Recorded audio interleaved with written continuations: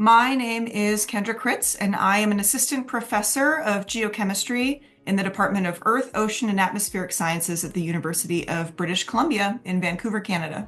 So my dissertation research was on using geochemistry, particularly light stable isotopes, to explore the diets of ancient peoples in Eastern Africa during the period from the transition from hunting and gathering to maintaining livestock or food production.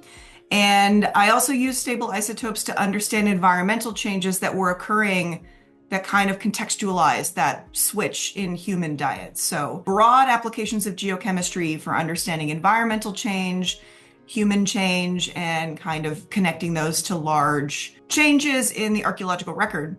And I'm still a stable isotope geochemist. Now I run the Stable Isotope facility at the Pacific Center for Isotopic and Geochemical Research. And my research group uses a lot of different geochemical tools to explore things like environment and diet and food webs in the past, mostly focusing on kind of the long-term period of mammal evolution, but we also still work on, ancient peoples and archaeological peoples and hominids and all kinds of things like that.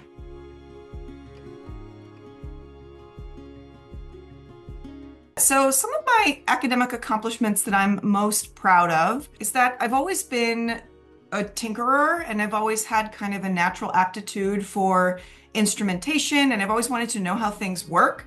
So when I started graduate school, I kind of dove right into the lab work and kind of really exploring how instruments worked and getting my hands dirty in the lab, and became quite proficient at that.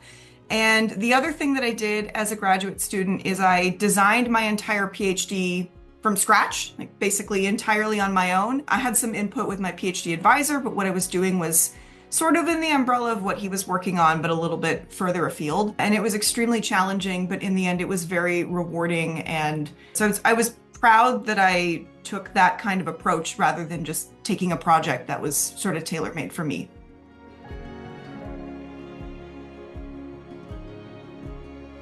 So as a stable isotope geochemist, we rely on these very expensive, very temperamental instruments called mass spectrometers. They're highly specialized for the work that we do, and they need a lot of very particular kinds of care and maintenance all the time, and they tend to break down a lot. And basically, my entire PhD was focused on running and maintaining these instruments, as well as sort of running my own samples, working on collaborative projects, all based around the mass spectrometer that we had in the lab. And I was sort of a hybrid, like lab manager, analyst, technician, graduate student, which was a lot of work, but also kind of taught me a lot about the nitty-gritty of running a lab, keeping these instruments going, et cetera, et cetera. So I was pretty proficient in what I was doing, but I wouldn't say that I was advanced necessarily as a technician. And in my final year of graduate school, the year I had planned to write up my dissertation and defend, I had maybe a couple hundred samples left that were really important for my PhD. And one day we went into the lab to perform some routine maintenance, and I did everything I needed to do to drain the water out of that system, standard thing that we do every 3 months. And then when I went to go back to redirect the air to the mass spec, there was this awful clicking sound and everything died. The entire instrument went down. All the lights went off. There was nothing. Everything shut down. And that began essentially, I'm trying to think how long this lasted, a 6 or 7 month saga of trying to fix it. And it was extraordinarily stressful because I had this set amount of analyses left that I really needed to analyze in order to finish. And I didn't really have any more money left to run these samples. And basically, as an agreement for being kind of the lab manager technician that I had with my PhD advisor, is I could run these samples for free on the instrument that I managed. And that instrument had just died. So I had to fix it, essentially.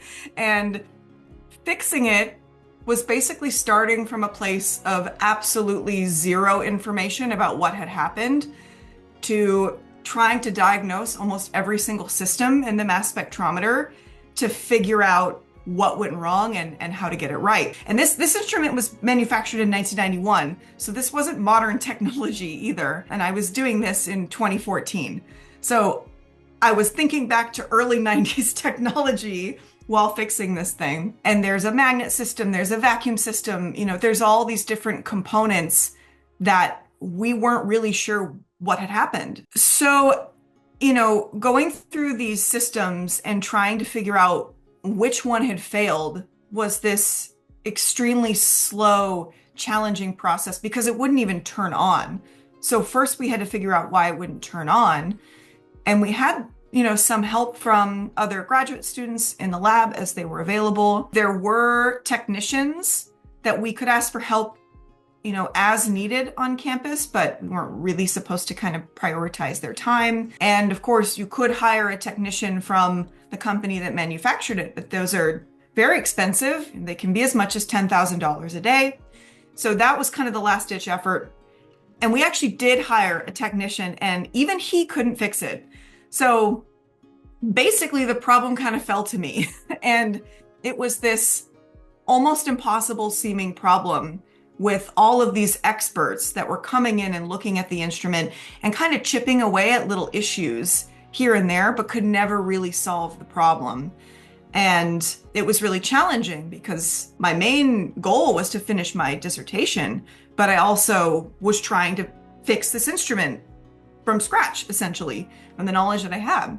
So over the course of those months, with sending out so many emails to so many different people, calling people on the phone, having them talk me through repairs, advanced repairs that I really had no idea what I was doing, reading the manual, going back through the original schematics, which were in German, with an electrician on campus, and basically recreating the circuit boards and measuring test points to figure out components that had failed.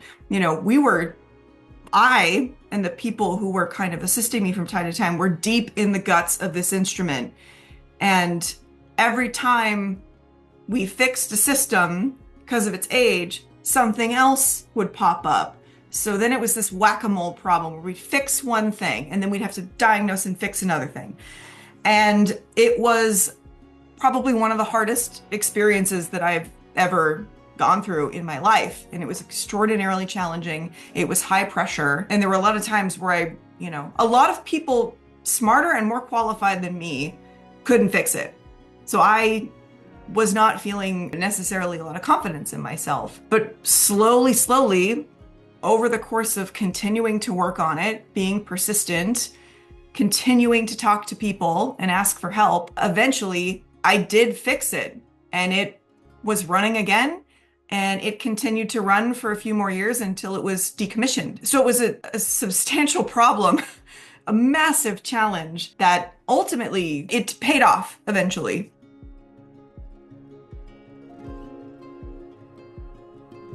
So the coping strategies that I employed during this time, it was a mix. I had some that were helpful and I had some that were not helpful. I think it's natural when you're faced with this huge problem to kind of want to shut down and sort of not really think about it, especially when it's overwhelming and you kind of don't really have a sense of direction. So there were a lot of days when I would come into the lab, I would start tinkering, I would make no progress. I had no idea what was going on. I would just kind of mentally and emotionally shut down. Sometimes I would just go home. I was really depressed. I didn't know what to do. And I think like a lot of graduate students, I struggled with my mental health through most of graduate school, and wasn't until the end that I, really got into therapy, and I was trying to use a lot of tools and techniques to help myself. But that was beneficial. And one of the things that I kind of learned over time was that the best way to address this problem is to work on it in little pieces and try to limit the amount of time that you have when you don't have the capacity. Sort of pushing yourself past that point is not necessarily beneficial. Making sure you set aside time, because you can't put it away indefinitely, to actually go back and try to work on the issue, but not doing it past the point of, when you're actually really accomplishing anything. So I would try to set aside time. I would come in the morning. I would give myself a number of hours. If I was making progress, I would keep going. If I wasn't making progress, I would stop. I would say, okay, that's it for today. I have other stuff to do.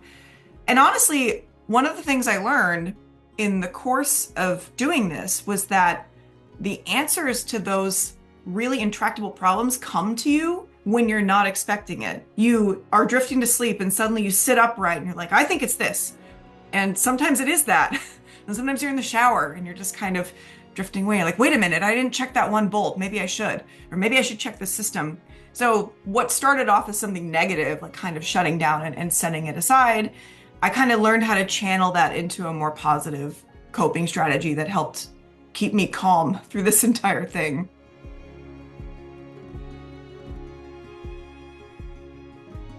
I would say in my entire graduate experience, there was no singular learning experience that was more effective or more beneficial to my career than this one, unfortunately. Because the truth is, you don't learn as much when things are going well. You learn when things are not working and you have to problem solve and you have to triangulate and strategize and come up with a different solution.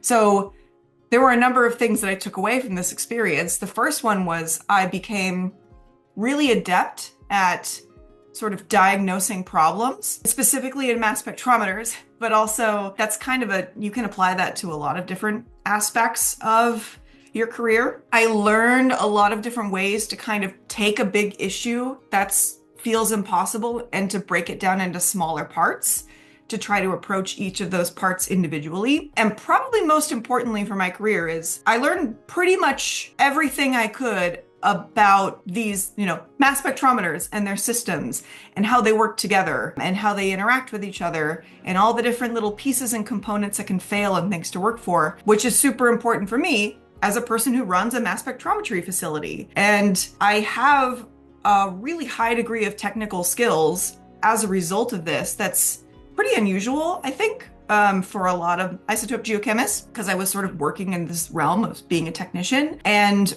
when I got my job at UBC, I inherited some older mass spectrometers because my startup wasn't quite big enough to buy new ones. So I inherited some older ones, and one of which was non-functional, and using my skills, I made it functional again.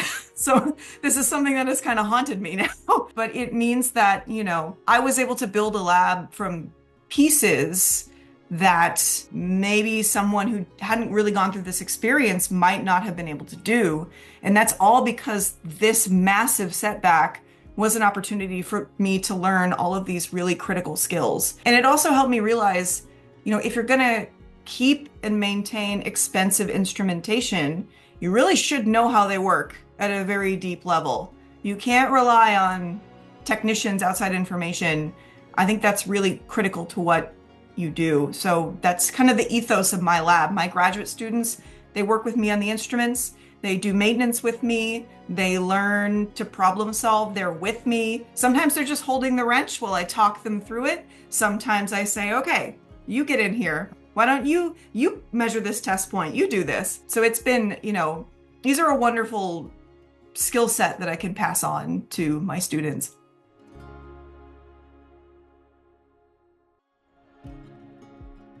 So the advice that I have is that challenges are opportunities to learn.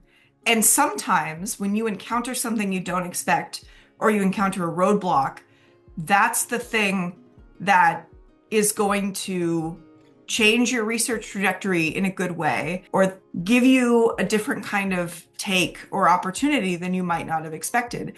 Like, as I said before, when everything goes right, you don't really have to think that creatively. You're following a script, it's very linear, you're going from point A to point B, but that almost never happens in life, not just in science, but in the world. Most things don't go according to plan. There's usually something that goes awry. And just because something goes wrong, it doesn't necessarily mean that you have to shut down and that's the end and it's not going to go anywhere. And honestly, I have to recognize that my story has a positive outcome, which is that I worked really hard and the instrument was fixed. there is a world in which it would have been unfixable, but that wouldn't necessarily have meant that those months would have gone to waste. That would have meant that I still would have all this information and knowledge on how to fix things. You still take that with you. And one of the things that my PhD advisor told me, which is something I never stopped thinking about, and something that I kind of take with me now as a professor and then I kind of pass on to my students, is that he told me, after I finished my PhD, of course, that he let me do things that he knew probably wouldn't work. And he never let me get too far afield, but he wanted me to kind of experience that sort of trial and error and that, testing of an idea that may or may not lead to failure, because those are the opportunities for learning. And it's really important to think about it that way rather than as a true failure. It's just an opportunity. Thanks for watching Fail-Safe Science. My name is Kendra Chritz, and I hope you take your next failure as an opportunity to learn.